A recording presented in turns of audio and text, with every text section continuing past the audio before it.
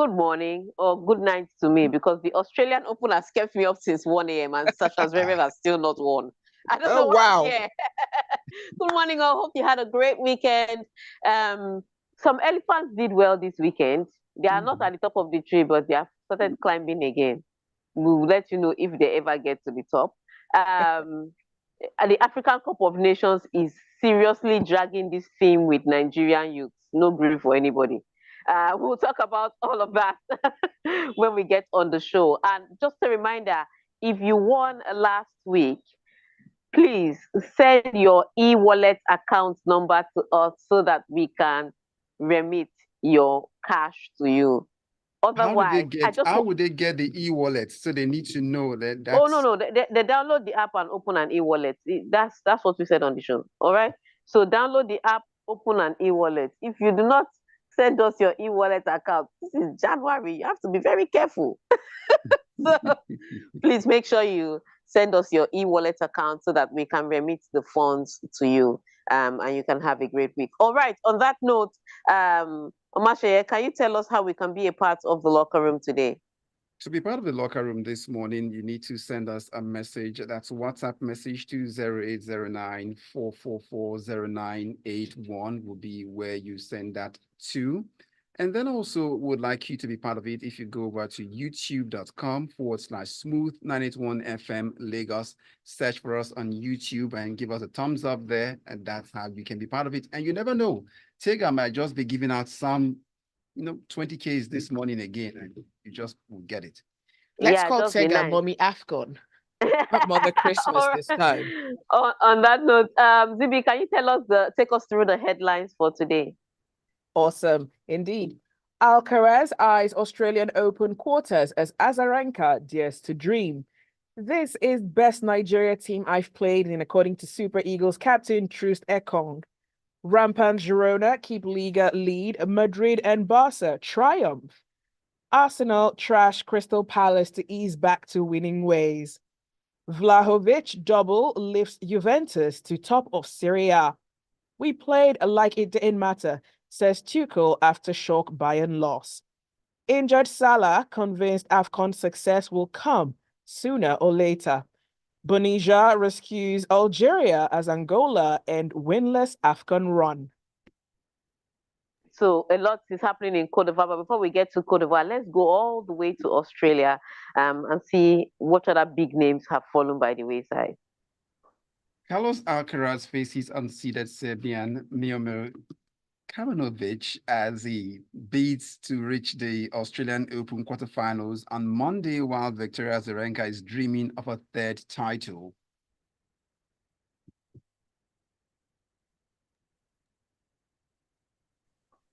Hello?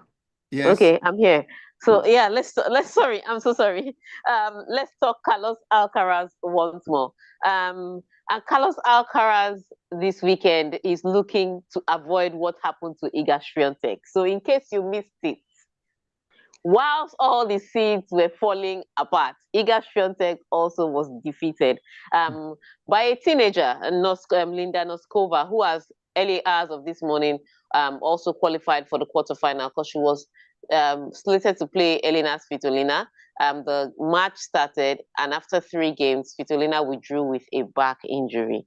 So Linda Noskova, the conqueror of world #1 Iga Swiatek, is now in the quarterfinals. And Carlos Alcaraz will be looking to avoid that kind of fate. Now, if you know anything about Carlos Alcaraz, he is getting 3 points in this Australian Open because last year he was injured at the Australian Open and he didn't get to participate. So every point he's getting at this tournament is 3 points. And he would like to build his points as much as possible so that he can close that gap between himself and Novak Djokovic in #1. So today he'll be looking to avoid any upsets, as upsets have been taking place this weekend. Speaking about upsets this weekend, that doesn't seem to happen to Novak Djokovic. He started the tournament a little bit, shaky, dropping a set here and there. But since the 3rd round, he has been clinical. Straight set victory. In fact, the way he beat Manarino yesterday, Manarino should just retire I'm just joking. He shouldn't retire. But it was 6-love, 6-love, 6-3. How can they bagel you in 2 sets? At what point did you carry your head up high and say, "Let me try to contest"? With But love from Djokovic. with love from Djokovic. So and that upset doesn't seem to be happening on the men's side, but on the women's side is where the seeds have been tumbling down. But another woman that has been impressive on the women's side, and she's not tumbling down anytime soon. No, she hasn't looked like she's tumbling down anytime soon. Aryna Sabalenka and Coco Gauff. They've been pretty much breezing through the Australian Open. It's almost as if they're just training for the final. So we wait to see if they actually do make it to that final and then get on to win it. But that would be interesting to see. Yeah. All right, our next story. Super Eagles captain Troost-Ekong, born in the Netherlands, educated in England. Well, he's not looked back at the international level since he opted to represent Nigeria. And in fact, he says, "This is the best Nigeria team I've played in." Yeah, I'm glad he didn't say this is the best Nigerian team I've watched. But, but yeah, he's the captain of this side. Of course, he'll say this is the best Nigerian team he has played in. But the team looks ripe and ready and committed to trying to go through. And Nigeria faces Guinea-Bissau tomorrow to determine, number one, where they qualify and who they play next. And so should they win against Guinea-Bissau, they are almost guaranteed topping the group. And that's what they'll be looking to do. So you want to top your group so that you play one of the third best losers. And Nigeria is going to have to try to find a way to top their group. So Nigeria takes on Guinea-Bissau tomorrow. Players look prime and ready. Injury news. That should be Monday. That's today. No, Nigeria is playing on Tuesday. Okay. Never forget. All right. So it's Ghana that is playing today. Okay. And Egypt. Yeah. Where was I? So yeah. So Nigeria plays Guinea-Bissau. Injury news, Hassan is out. The midfielder, as expected, because we all know that was a muscle injury. But so far, so good. Everybody else that should be in is in. And for those of you that wanted updates, just quick updates. So I saw Sadiq Kumar with Real Sociedad over the weekend. Just light updates. It's not like I'm looking for trouble. I just wanted to mention that the diagnosis they gave was a bit wonky. All right. The doctor said it wasn't, they were serious, but he got home. They said it was, well. You know how it is. The doctor came and said, "Oh, it's a meniscus injury. It's going to be out for 3 weeks." He went to his club. So I said, "Oh, you just bruised your knee a little bit." And well, we wait to see how this pans out. Yeah. It seems like this lack of sleep is affecting you in some ways. Or are you trying to not look forward to our Super Eagles game that is happening at 6 this evening? Something tells me you're trying to not look forward to that game. Is it 6 p.m. this evening? I thought it was 6 p.m. on Tuesday. It's 6 p.m. this evening, Tega. You didn't want to watch that game. That is why. All right. Let us know your thoughts. WhatsApp number 0809 444 981. We're streaming live on YouTube at Smooth981. And you can also tweet at Smooth981. Yes, Tega knows the game is today, you know. She does, definitely. Okay. I did not know. Let me not lie. I thought it was Tuesday. Tega will out you. Tega, see, don't do PR for Tega. Tega, I will not do PR for you again. No, don't do PR. That's not. I did not know. I thought it was Tuesday. I'm not even playing. Oh my God. Oh wow. I was preparing to. For me, it's more important for Ghana to lose than for me to win. That's the match I was focused on. I knew there was a catch. All right. All right. So yeah, Super Eagles plays today. I even posted it on my social media. Can you imagine? This is what happens when you're beefing an innocent person, an innocent Ghana somewhere else, and your Super Eagles Nigeria are waiting for you. All right then. So let's go over to Girona this morning. As we understand, Dobik struck a hat-trick inside 7 minutes as Mino's Girona pad back to the top of the La Liga with a thumping of 5-1 win over Sevilla on Sunday. What can we say about Girona? At some point, we're going to have to admit that maybe these people are really title contenders. Because this weekend, it was such a struggle for Real Madrid. In fact, till tomorrow, some people are still questioning some of the decisions that Real Madrid got against Almeria to come back from 2 goals down to win 3-2. And so we're waiting to see. It was a tough ask for them. Barcelona also had their struggles against Real Betis.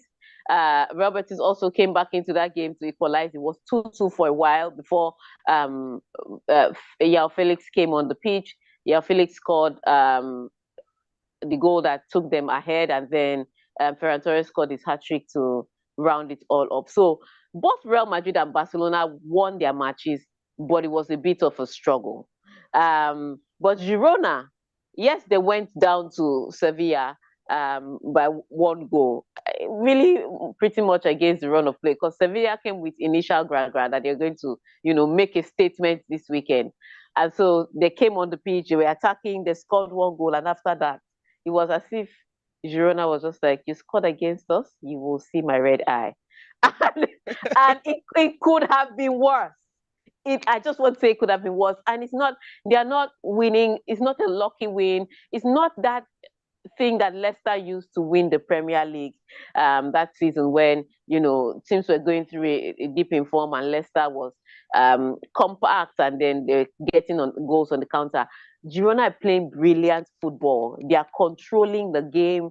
They are managing the park. Everything is working for Girona. And so at this point in time, we like to declare in the locker room that Girona are title contenders in the La Liga. Maybe after I've said this now, I'll now jinx them. Oh, wow. and they'll not start to fall from grace. But I'd like to say in the locker room, I've declared that, it's January, it's the end of January, and they're still tied at the top of the table with Real Madrid. They are title contenders. Let's leave it. All right, it's still the locker room on Smooth 98.1. We see a lot of your messages coming through. We'll take them on the other side. Stay with us. Good. So good. Tega, you see what happened to you now? This is how Ghana, maybe they're doing their prayer on their own. Now. Like, and they set confusion into Tega's midst. It's more like those kind of prayer points that tell you that anybody wishing us bad in this our game, confuse them. And Tega was hit. Tega, you were hit and hit bad. Nigerians and Ghana, though. Like discipline rivalry. Ghana will not. That's it. It's okay. I would have seen. So I'm doing I'm on for a Mozambique thingy. Anyway, so that was the match I was looking forward to, because that's what I was prepping to. I was like, okay, so Egypt is playing today. Yes. Oh, the Pharaohs. Egypt is playing today. What is the status of Cameroon? I beg, because that's my team. Huh? I mean, apart from Nigeria. We will collect your passport. You cannot support Ghana or Cameroon. Indomitable Lions. Those people, you cannot support. Cussing them out already. Their federation chairman is cussing them out already. Oh my God! Yes, they are not giving 100%. Yes, you cannot call. You cannot support Cameroon or Ghana or even South Africa. Pick another team, my darling. My teams in Africa, apart from Nigeria, Cameroon, and Senegal, those are my people. Really? We are going to evict you from this country. I mean, different about Ghana. Ghana can lose. Actually, Ghana should lose. But... You don't. Oh, wow. All right. So we'll come back with a message or two. All right. They're waiting for you piles already on YouTube. So let's come back with some messages. As always. Hi, LK Adoroba. We see you. Or we see your message. Kule Windapo, Ibrahim Hassan, Abiodun Obi Chesson. We see y'all through your messages.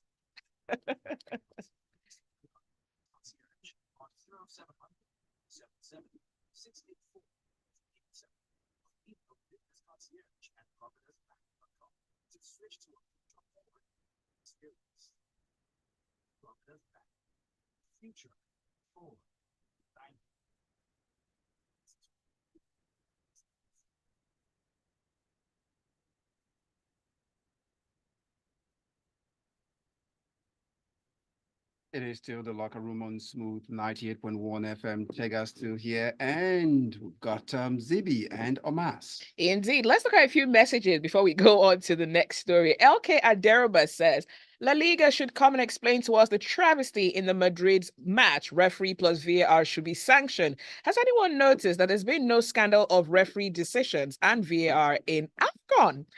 They should come to Africa and learn work. And they say learn. no. Exactly. Abiodun Sheson, let me get Abiodun's message. Abiodun says, can someone please explain to us what happened with Ferran getting a hat trick, but La Liga awarding the man of the match to Isco? They wait to. Yeah. Even me, I wanted to ask. I don't even mind Ferran Torres getting the hat trick and not getting man of the match. But Yamin Yamal, that 16-year-old boy in Barcelona, that was the guy that was working the magic, and he didn't go away with man of the match. I'm upset. Really? A message from AGK here tells us that Tega, small PR that President Zibby did for you, you have thrown her under the bus. Meanwhile, come back from Australia time because our match is still today. And then he My says, dear, don't mind me. Remember, next time. And it goes on, no one should be calling Girona minnows in football. Sevilla scored first and were rattled by the attacking prowess of Girona. I didn't see that mailing coming. Sevilla might just sack their new coach again in a few weeks the way things are going. HK from Oba. Many people will be sacking their coach because Girona is beating everybody. So after Girona beats you, sack. No, now let's calm down. All right, let's do some of the stories. Okay.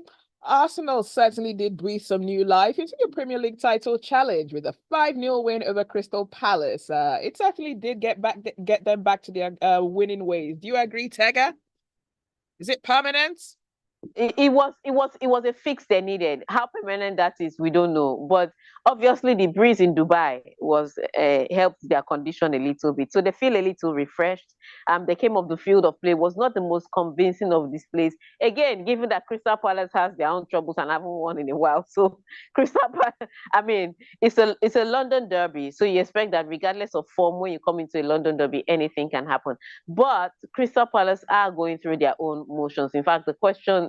There was Graham Potter was sitting in the stands on match day with his sons, and one of the commentators mentioned that should they fire Roy Hodgson, that Graham Potter is going to take over. That's how close the manager's sack of Crystal Palace is. That his successor is already coming to the stadium, but. It was a good win for Arsenal. You can only beat the man in front of you. So whether the man is wounded, in a coma, you beat the man in front of you. And so Arsenal had Crystal Palace in front of them. They scored 5 past them. It was a great game. It was a great win, and it was 3 points that was well needed. So let's see how they carry on from here. We know that February is the month that Arsenal really capitulates. And this is at end of January. So let's wait. If they survive February, then we know that this is the real deal. Until then, we cannot be making any promises. Until then, we'll go over to Italy, Serie A, where Juventus won 3-0 at Lecce on Sunday to move to the top of Serie A and bring down the curtain on a weekend dominated by racist abuse aimed at Milan goalkeeper Mike Magna in Udine. All right. So I said at the start of the weekend that Juventus was going to take advantage of the fact that Inter Milan had gone to play in Super Cup. And so they'd want to try and build a gap before Inter Milan have to come back and rush match after match to try and catch up. And so what they did was the job on over the weekend, defeating Lecce by 3-0. Also in Italian Serie A, De Rossi started on a winning note after the sacking of Jose Mourinho. Roma played against Verona. In the return leg, Verona won that leg. And so this time they were playing at Roma, and Roma won this game by 2-1. So winning start for new manager De Rossi, which now takes me back to one of the biggest stories of the weekend, AC Milan's match against Udinese. Now, they were playing this match. AC Milan was ahead by a goal, and then the goalkeeper Mike Maignan just said something to his teammate, and they all walked to the. Said something to one teammate who relayed it to another teammate. Bottom line, they all walked to the side of the pitch, and next thing we knew, they were walking down the tunnel. What's happening? So obviously, it must have been racist abuse, and he did confirm at the end of the match that people were making monkey chants during the match, and so he decided that he was going to walk away. Now, I've heard a lot of comments, and especially one from Joey Barton, whose brother, well, was involved in a racial killing. So I shouldn't be surprised that this came from him.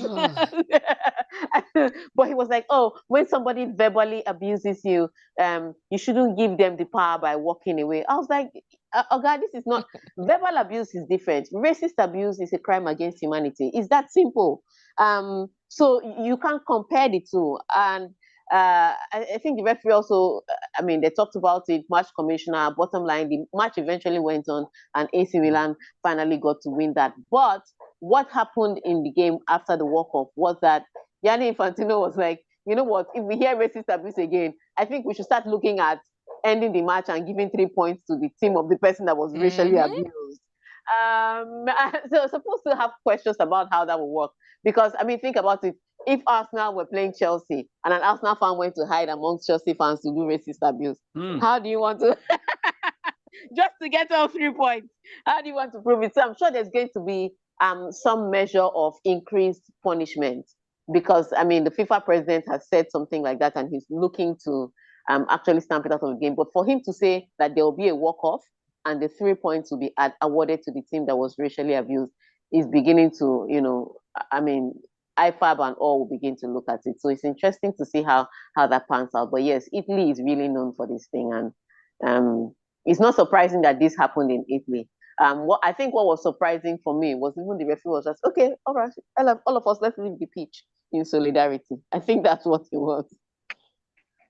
The way you put it, the one whose brother was involved in one of those cases. How do you insult a man and then you tell the person how to feel? It's not in your case to tell the person how to feel. Again, it's Joey Barton. Sometimes, you have to wonder how he feels on the day. There's some days he's really brilliant and some days he's just horrid.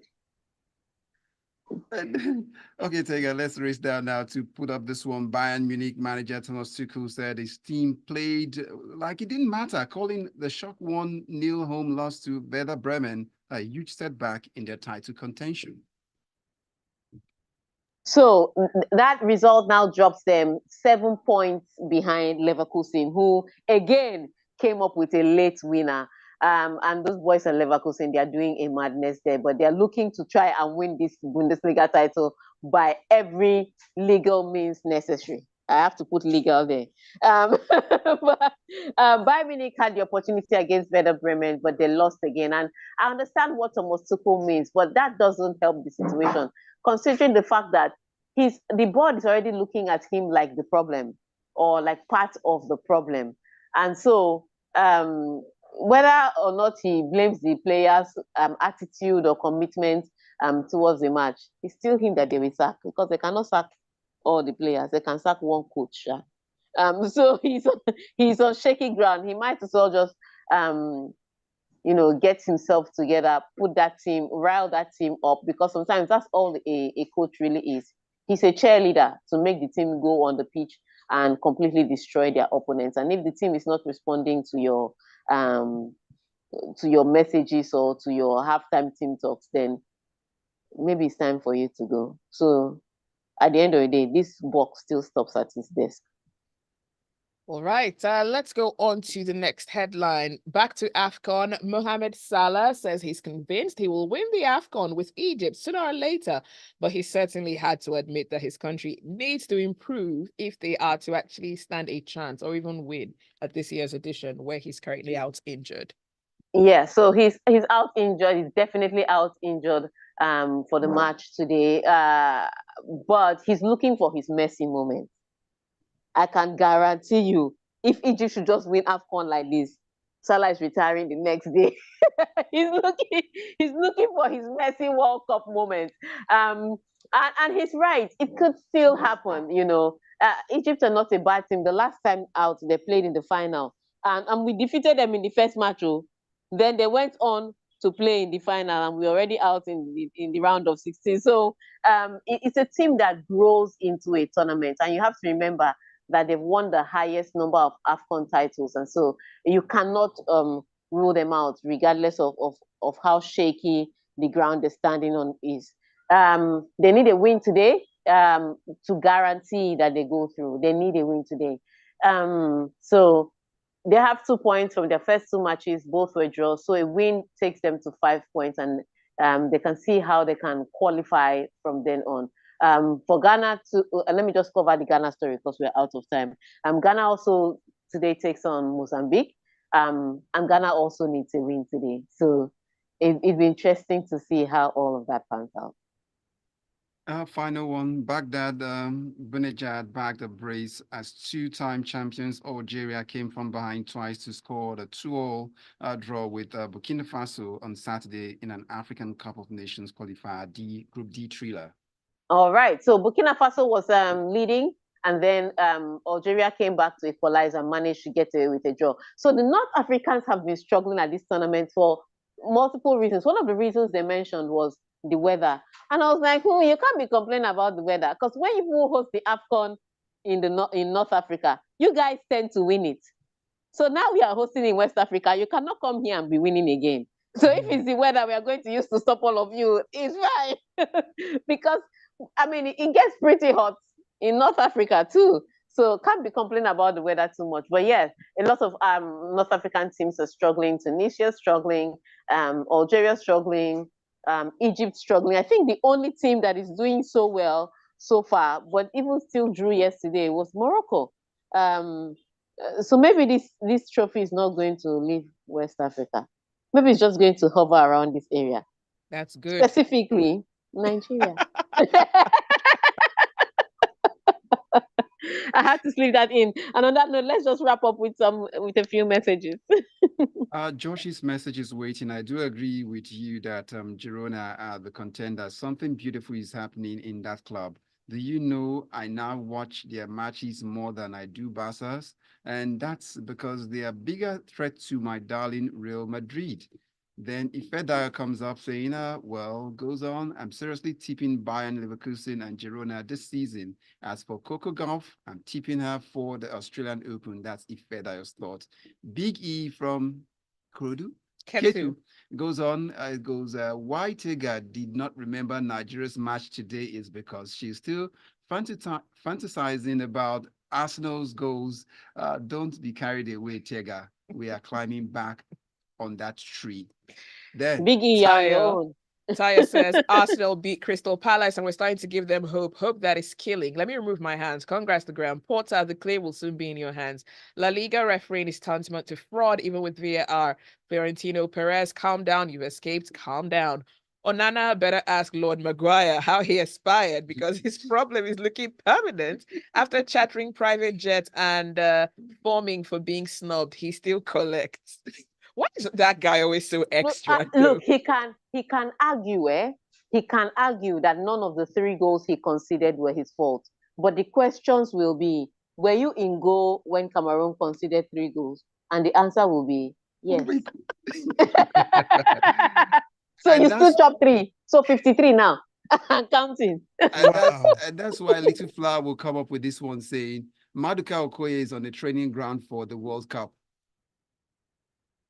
AGK says, I really hope he did well for his club. Yeah. So where is Maduka playing right now? Didn't see. Oh, okay. AGK says, I really hope Leverkusen will not bottle it like Dortmund. As for Alonso, he's doing his interview with his performances this season as the new Bayern manager. If he wins the Bundesliga this season, he's going to be 2 legs and 1 hand in. Teams are climbing up the table, but Arsenal fans know their club is climbing a tree. Now, Arsenal fan talk up. Okay. Final message right. from Oluwaseyi says, why is anyone giving Joey Barton a platform or listening to what he says? He's a He man. played football. He's a man-child who has never grown up since his playing days. Someone that fights everyone, including his teammates and coach during his playing days. Is that the guy that said something about Enya Luko that made her flee from the UK? That No, would he be didn't say him. something about him. Yeah, that's him. But he said something about women talking men's sports in general. So it wow. wasn't just her. So It was sexist. yeah. So what are you talking about? This guy used to fight in the streets. You're talking about fighting his teammates. This guy used to fight in the streets. He had jail terms hanging over his head. Wow. But you know how it is. You just escape one or two things on technicalities. Leave that Joey Barton alone. On that note, want to thank you all for listening to us on the locker room and for sending in your messages.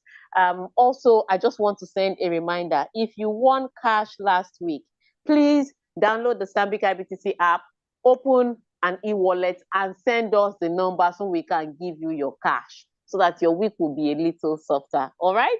On that note, may the Super Eagles win today and aspire to Maguire. Have a good day. Bye, Tega.